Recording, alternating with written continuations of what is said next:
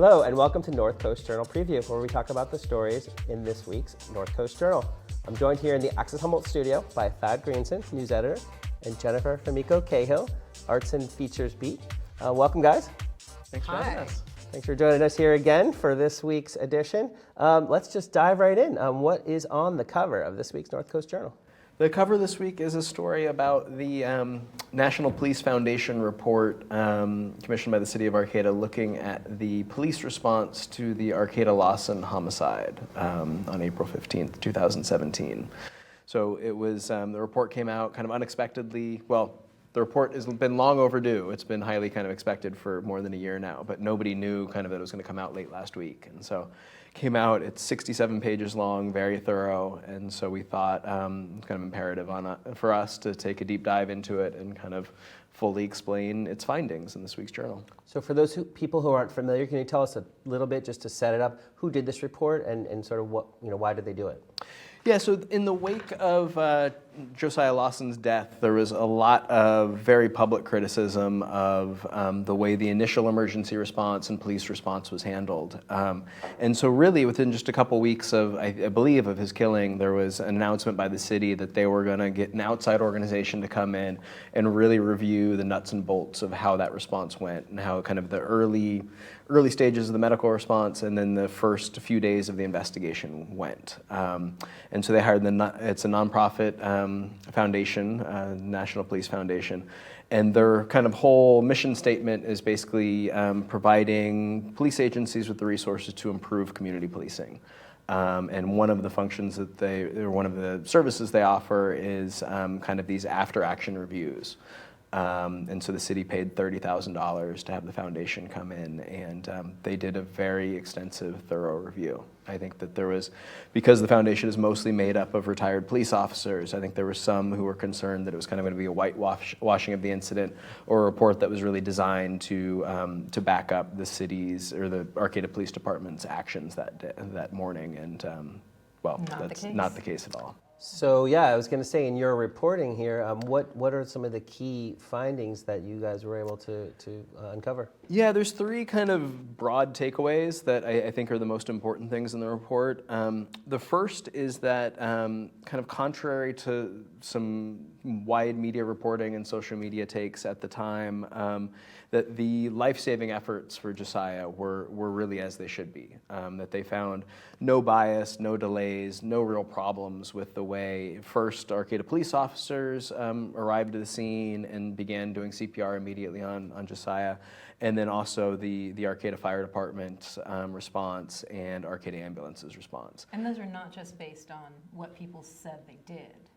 No, they're based on a really extensive review of all of the officers on scene had digital voice recorders going, so all of their action, everything you can hear, it was recorded, and the foundation investigators reviewed those. They reviewed the video footage from the patrol car dash cams. They reviewed all the dispatch logs and call ledgers, and so. Yes, they're getting the information from witnesses and from the first responders, but then they're also juxtaposing that with all this kind of this other evidence. And so I think it's really important for the community to know there was a lot of concern about whether there were racial biases at play, whether there's kind of an apathy or a lack of professionalism in just those first moments of really trying to save Josiah's life. And this report really says that everybody involved did all they could. Not just expended the effort, but did things the right way. Well, it's good to hear. So that's the good news, I guess. That's the good news. The rest of it is bad. So the second big takeaway from the report is that for the police response, that once it transitioned from a life-saving effort to crime scene management, there was a lack of experience and a lack of training on behalf of the first officers on scene, and lots of mistakes were made. Mistakes big and small, everything from the way they controlled the crime scene, the amount of area that they taped off and restricted access to was just really insignificant. To the way they dealt with witnesses, they were really interested in getting people out of the scene and trying to get people dispersed, and really made very little effort to detain witnesses, identify key witnesses, and interview them. All of which means that there were places where people could have been tampering with crime scene areas, and they also, people who might have had information were able to maybe even talk to each other. Definitely talk to each other. Yeah. So I mean, one of the problems is that they actually did not tape off the location where Josiah was stabbed. So they taped off the location where he fell and was ultimately found, but the scene of the stabbing was not secured and was left open to who knows how many people to do who knows what, right. For hours and hours. And then the report is very critical of officers' handling of the 4 women who were with the primary suspect, Kyle Zollner, that night. There was no effort to separate them. One of them gave, I think, 3 or 4 statements to different officers on scene that night, saying something different and contradictory each time. And there was no effort to reconcile those stories. There was no documentation of exactly what those differences were. So just lots and lots of mistakes kind of at every level of the crime scene management. And the third finding that ties directly into the third finding, which was there's just a real lack of any leadership on scene that night or that morning, or any oversight of what these officers were doing, even in the hours immediately after Josiah's stabbing, all the way leading up into days, weeks, and months afterwards. One of the, I think really kind of damning findings was that the operations lieutenant, the person who is ultimately responsible for overseeing the investigative function, did not review the case file for more than a year.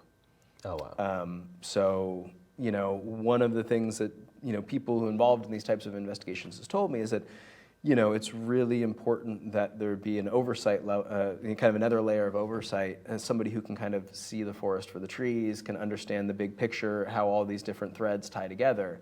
And there was just nobody providing that function. And so not only did you have all these mistakes that were made initially and mistakes in the way police reports were written and passed up the chain, but you also didn't have anybody kind of with the distance from the case to act as a check and balance and ask the hard questions, challenge detectives' assumptions, challenge officers' assumptions, and look for the pieces that were being missed. So these procedural criticisms in the report, now it's produced, now it's public, now there's a public conversation that's going to happen. What else will happen besides people talking about what's in the report? Any action items? Yeah, so there are 36 recommendations included in the report, from big picture things to very detailed things as far as evidence collection protocols and stuff. And I think much to the city's credit, Arcata City Manager Karen Deemer and the new police chief Brian Ahern, who's just been on the force about a year, have been unequivocal in that they do not challenge any of the findings of the report. They agree with the recommendations, and Chief Ahern has said that they are already in the process of incorporating some of the recommendations, and any that they're not, they will absolutely move to incorporate. I appreciated too that Ahern is quoted in the story as saying that they're not interested in arguing with anyone about their lived experience of bias or racism.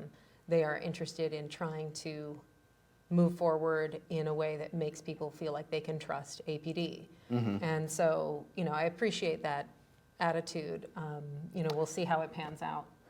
Yeah, as far as, the first key finding in the report about there not being bias in the initial response and things being handled appropriately, I think some in Ahern's position would have been tempted to pick up the report and say this vindicates us, this shows that we did right in that capacity, and he really was not interested in doing that. Like Jen said, he really said that they're basically people felt like they experienced bias. They felt like they experienced things that night, and we can't undo that. All we can do is kind of pledge that that's not us, and we are going to do our best to do things right moving forward.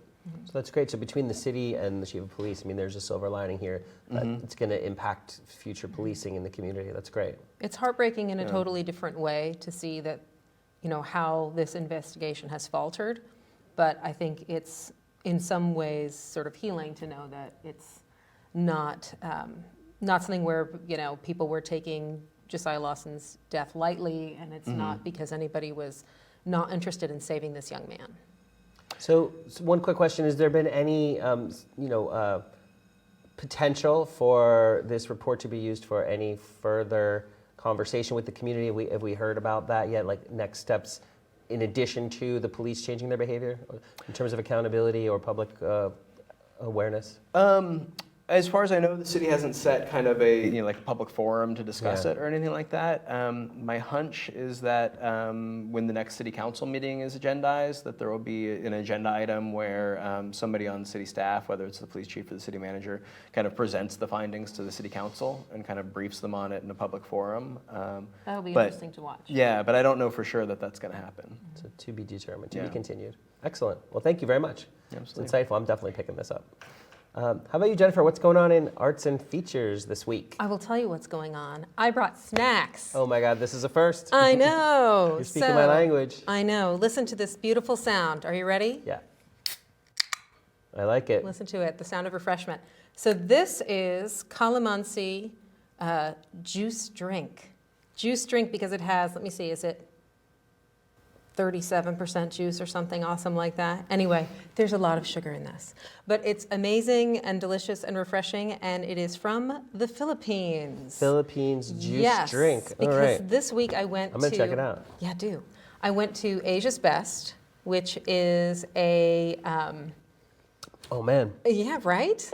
It's actually one of the best things I've ever had. It's like your new lemonade, right? Yeah, totally. I like it better than lemonade.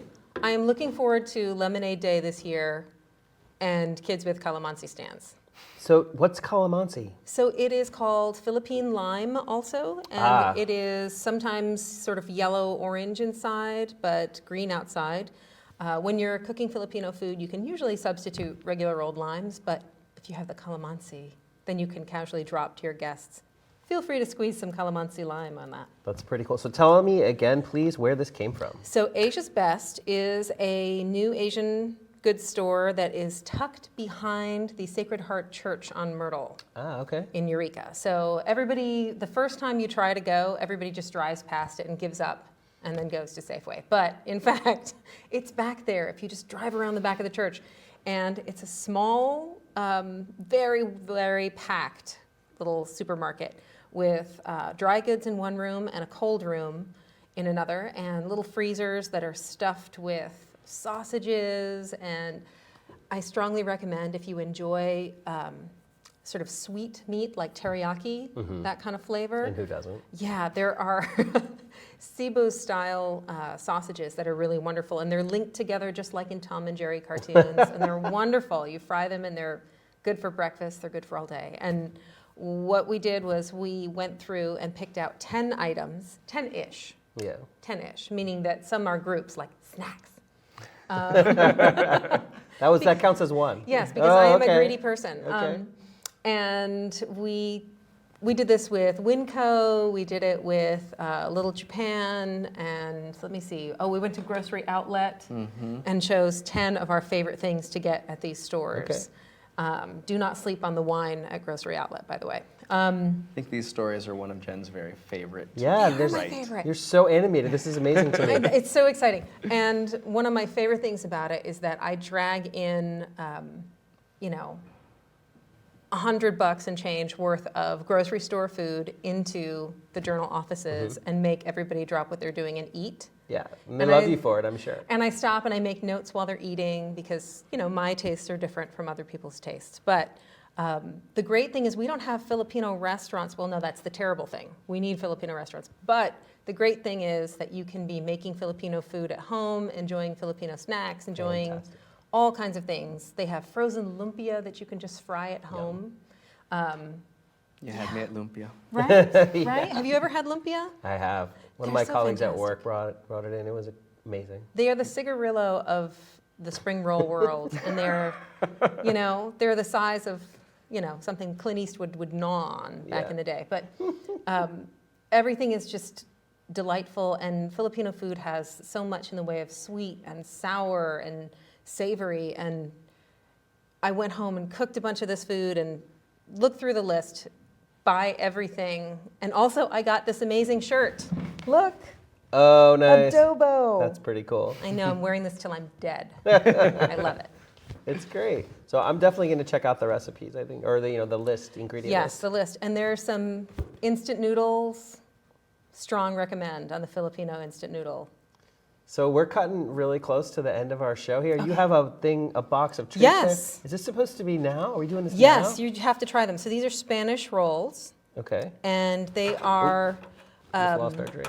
they are as the name indicates, something that came from tough job. Spanish cooking culture, but it's the Filipino take on it, or the Pinoy, as we say. Pinoy Oh my take. goodness. Right? And they're stuffed with sugar and butter, which is the best part of baking. And I should mention also that I refer to the term Pinoy in Oh my the goodness. article too, which is just sort of a catch-all phrase for Filipino culture, people, everything Filipino in the diaspora. Oh, okay. And it is not, in fact, a pejorative term, and I mention that because I want to maybe someday run for Humboldt County Supervisor, and I don't want Yeah. any slurs on that. Oh my record. goodness, there's a lot of that going on. Yes, I couldn't help myself. That Yeah. will set you apart, as it turns out. It will. Well, thank you for bringing these treats. This was great. I mean, I'm definitely gonna go check it Yes, out. yes. I don't think you guys got that much of a smile out of me yet. So maybe the food and the sugar is part of it. But on a serious note, Thad, thank you for that background story about this too. Definitely, guys out there, thank you for joining us.